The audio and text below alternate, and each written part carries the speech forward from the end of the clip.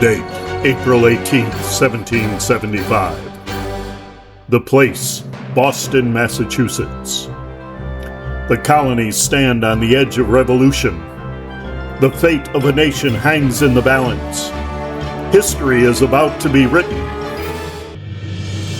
American patriot Paul Revere sets out on a daring midnight ride through the Massachusetts countryside to warn colonial militia that British troops were marching towards Concord. However, the true story of how Paul Revere was alerted to send this message has been overlooked. Heroes will rise. History will be written. And one spectacularly confused man accidentally helped write history. Meet Reefer Rick and the ride that wasn't. It was a quiet spring evening in colonial Boston. The streets were empty, the moon was high, and so was Reefer Rick. Rick had been relaxing behind the Green Dragon Tavern, enjoying what he proudly called his special colonial tea. You know, that type of tea you don't drink. Reefer Rick has been talking to a horse, convinced he's being given investment advice. Suddenly, Rick hears a clanging sound in the distance. Oh no, it's the police! Except it's actually a blacksmith off in the distance who's making horseshoes.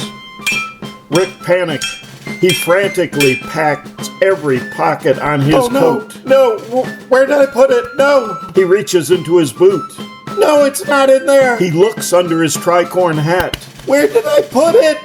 Finally, he pulls out a small pouch, hugs it to his chest, and gasps. Ah, my stash!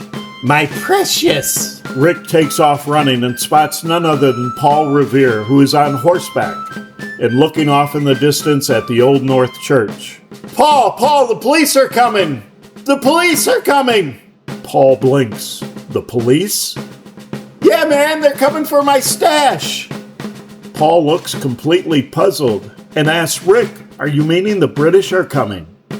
Oh yeah, sure, the British, that's what I meant to say. Paul raises an eyebrow. He said, you are talking about the king's soldiers, aren't you? Yeah, man, they got shoulders, and they're headed this way to get my stash. Paul asked if Reefer Rick is sure of this.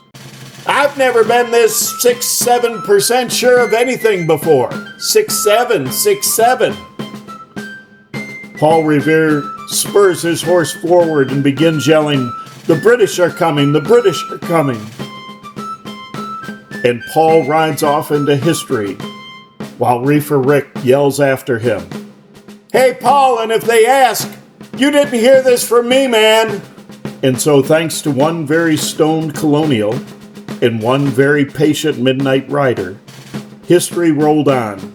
And for unknown reasons, history books fail to mention the contribution of Reefer Rick. Reefer Rick's legacy is still being lived out today, 251 years later.